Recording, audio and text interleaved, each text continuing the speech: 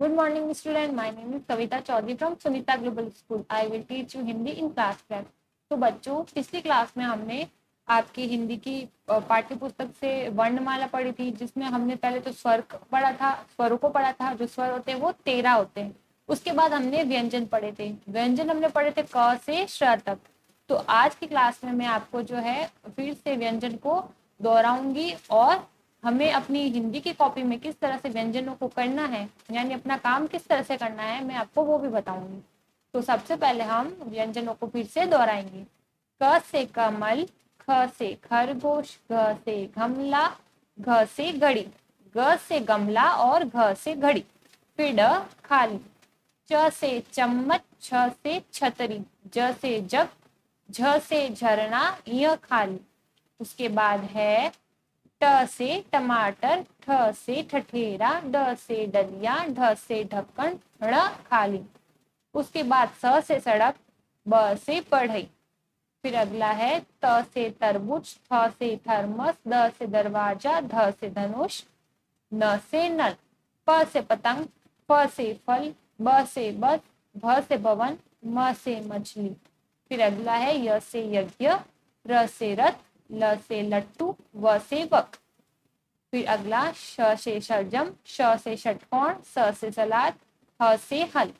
फिर अगला श से क्षत्रिय, त्र से त्रिशूल, य से ज्ञानी और श से श्रमिक। यानी कि ये जो व्यंजन थे हमने क से लेकर श तक व्यंजन पढ़े। आज की कक्षा में मैं आपको बताऊंगी कि आपको अपनी हिंदी की कॉपी में किस तरह से काम को करना है। तो देखिए बच्चों, इस तरह से जो है आपकी कॉपी होगी। सबसे पहले हम लिखेंगे कक्षा कार्य। क्या लिखेंगे हम? कक्षा कार्य। ये कक्षा कार्य आप खुद नहीं लिख सकते हो, तो आप अपने माता पिता से कहकर जो है कक्षा कार्य लिखवा दें। और फिर क से ड तक हमें आज क्या करना है? क से कबूतर, ख से खरगोश, घ से गमला, घ से घड़ी और ड खाली तक जो है अपनी कॉपी में व्यंजन लिखने हैं। अब हम किस तरह से लिखेंगे, और ये आपको कहाँ मिलेंगे? बुक पेज नंबर 6 पे। जो आपकी बुक है हिंदी की, उसमें पेज नंबर 6 पर ये जो है व्यंजन लिखे हुए हैं। तो आप वहां से देखकर जो है क से ड तक लिखने हैं हमें। तो देखिए बच्चों, कक्षा कार्य लिखेंगे, उसके बाद यहाँ पर डेट लगा दीजिएगा, डेट।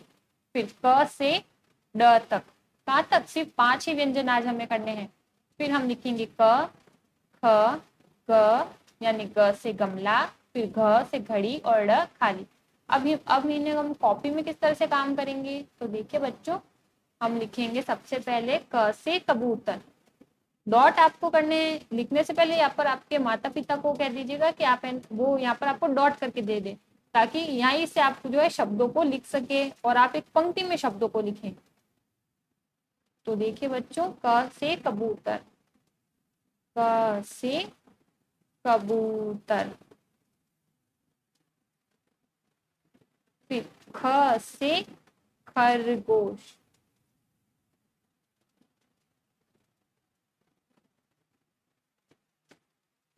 फिर घ से गमला। फिर अगला है घ से घड़ी,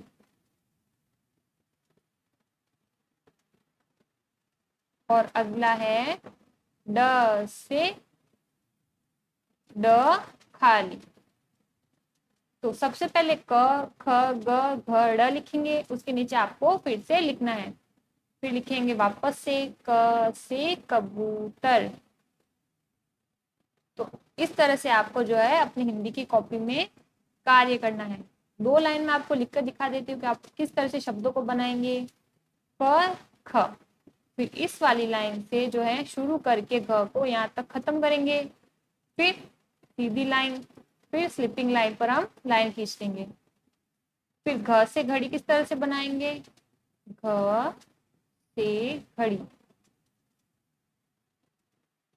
ये इस तरह से बनाएंगे तो गलत हो जाएगा। तो हमें किस तरह से बनाना है? हम लिखेंगे घ से घड़ी और ड खाली।